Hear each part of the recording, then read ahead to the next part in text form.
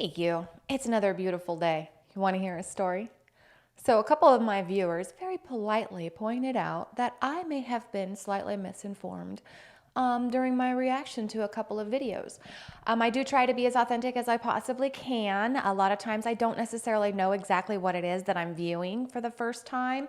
And sometimes I just kind of, shoot first, ask questions later. So today I'm going to take a look at these particular videos a little bit closer, a little more background on them, and I may potentially eat a little crow.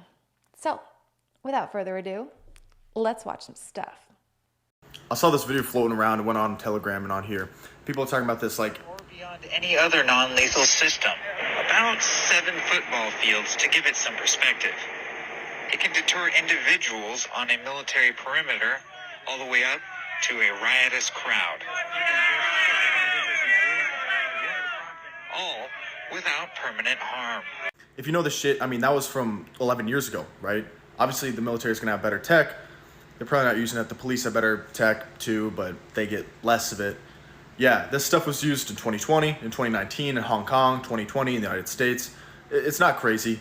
I mean, people are mind blown about this, but that's an 11-year-old video. And it's no secret. I mean, you could just Google the active denial technology. They're using directed energy to provide an option to stop or deter suspicious activity or collections and riots. I don't believe they're this big anymore. I'm pretty sure they have Sentinel ones that are the size of a human torso and that can do just as much. I covered this back in April when the United States requested $36 million for Havana syndrome to investigate the creation of the symptoms in animals, and they would never use this on civilians anytime they, disrupt anything. There were some rumors that intelligence agents were being targeted with stuff, although the CIA now denies that, and according to Politico, there's no evidence that this was a result of an intentional weapon attack. It's probably pretty hard to prove that they're blasting something into your body through walls, right? This former official, who we agreed not to name, recorded the sound at his home in Havana. Before we play it, understand that the sound does not cause the injury. It is a byproduct, like the sound of a gun, which is not what does the harm. Here's what he recorded.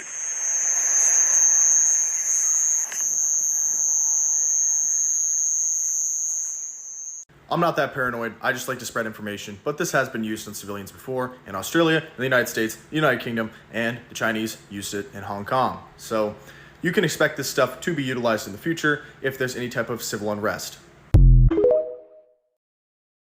So in my 100th video was the very first time I had ever heard of this particular machine. When Billy Carson mentioned it, so I decided to look it up. And of course, instantly you're like, oh, wow. Well, I was, oh, wow, this can be useful. And then it was brought to my attention that this actually uses the same frequency as 5G technology. And 5G technology has been linked to weather manipulation, population control, mind control, and causing illnesses. And I didn't even think to consider the Havana syndrome. And I had done a video on it not too long ago. I'll link it in the description if you want to check that out. It's just a little blurb real quick. But that is incredible. I didn't even know that. So thank you to my viewer for pointing out the error in my ways. I do need to do a little bit of research sometimes, but just bear in mind, if you have something that is counter to what I just said, I would love to know, because I am okay with being wrong, and I'm okay with exploring both sides of every view. And I want everybody to see both sides of, or all angles of every view. And I'm glad that I learned this. Here's another video about 5G, which blew my mind. Check it out. Your phone is hurting you a lot more than you think. And no, I'm not talking about the hours a day that you spend on here filling your mind with useless garbage either. I'm talking about radiation. The frequency that your phone gives off is so powerful. See, the earlier generations, the first, second, and third generations, not 4G and 5G, they were a lot less dangerous because they were using radio waves. But now with the 4th, 5th, and the 6th, and the newer generations to come, they're going to be using smaller and smaller, more powerful frequencies known as microwaves. And you're probably listening to this not worried at all. Why would you? because you don't know the major impact that energies and frequencies actually have on your life. Like, it doesn't take a rocket scientist to figure this out. It takes a simple Google search. Just look it up. Why are microwaves more powerful than radio waves? And it says it right here. Radio waves do not have enough energy to cause ionization in the body. Typically, microwaves are also not ionizing, but they can still have energies high enough to cause damage to our tissue by transferring enough kinetic energy to our atoms or heating us up. So does it sound like a good thing that they want to build these 5G towers on every corner of our neighborhood? Everywhere we go? Like, just look at this. Does this look like a world you want to live in? Your phone is constantly looking for that 5G tower to pick up on. And this being around you at all times, this frequency is messing you up. And you don't even know. Just the other day, I had mentioned how much I'm learning in the last few months about frequencies and our personal harmonics and the Earth's vibration and how everything is linked. And though I may not necessarily subscribe to it 100%, I do completely understand it. And the thought that these are emitting such microwaves is a little concerning based on the information that I have just, that I've been learning. And there are a lot of people that do believe, wholeheartedly that every vibration that you take into your body has an effect. And that's why I understand how the thought of these towers is disrupting a lot of people's lives. Excuse me while I get really close. Thanks for stopping by. If you're having a good time, please hit that like button and consider subscribing, and then come back tomorrow because I'm making a new video every day.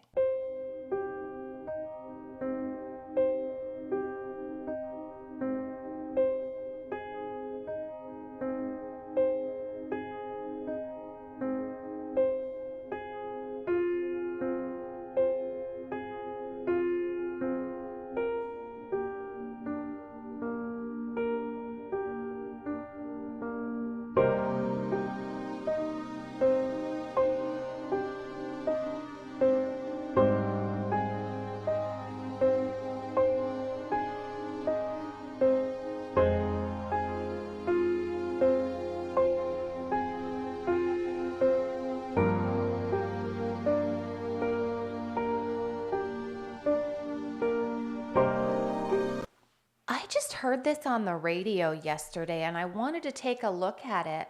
Apparently the brown pelican population in California is unwell. There's an issue. They're not getting enough food.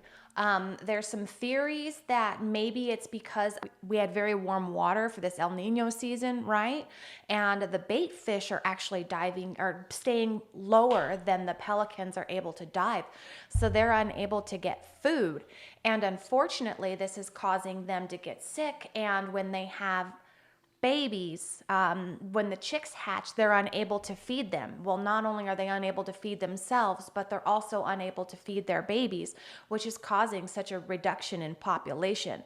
I just thought that was an interesting thing to look at because of how our weather pattern is. We're seeing a lot of these animals unable to survive. You create demons. You are mental, astral, etheric, and physical. Thoughts, imagination of the thought form, energy, and physical matter. Your mind is the director of energy. When you give attention to these demonic thoughts that are inside of your mind, you are giving energy to it. And this energy will manifest into the astral plane, the world of imagination. This is where thought forms start to manifest. Yes, this is where you go when you die, and this is where spirits are. They are basically entities without no physical body. When you constantly feed a negative thought, you create some sort of astral plane entity. The demon that you create is only alive because you are feeding it energy through your mental thoughts. Therefore, it will continue to thrive off your energy. Every addiction that you have and negative thought patterns that you have is a demon within the astral plane that is feeding off your electromagnetic field. You also attract demons based upon your vibrational frequency. If you exist on a low frequency, you will attract the people, the entities, and the beings that are on that frequency. If you are in a low state of mind and you astral project, you will meet the beings that are in that similar frequency, such as demons and jinns. When you give all of your energy and praise to this external God from outside of yourself, you are giving all of your energy to this astral form. Satan, Baal, Moloch is all of this demonic energy that people have been summoning and creating over the thousands of years in the astral plane. It is not actually a real entity. It is basically manifested thought forms giving it energy. It has no true form. This is why it can manifest into many different things like goats, owls, and other demonic entities. This is why they want everyone thinking and believing in the same things. This is called a hive mind. When everyone believes in one certain god or specific thing, this will all manifest in the astral plane. All of the minds in the world will give this etheric energy to this demonic energy in the astral plane, and this is what they are summoning. They are feeding off our energy. You are a microcosm of the macrocosm. You are a godlet, meaning a droplet of God, a spark of God, and this consciousness is in the center of the brain. Therefore, you should not be worshipping external gods outside of you. You should be looking to raise your consciousness to manifest the God self that is within. If you want to learn this knowledge for yourself, get my book, The Book of Wisdom. The link is in my bio. It was suggested that I take a closer look at Revival of Wisdom, and that's the channel that we just looked at.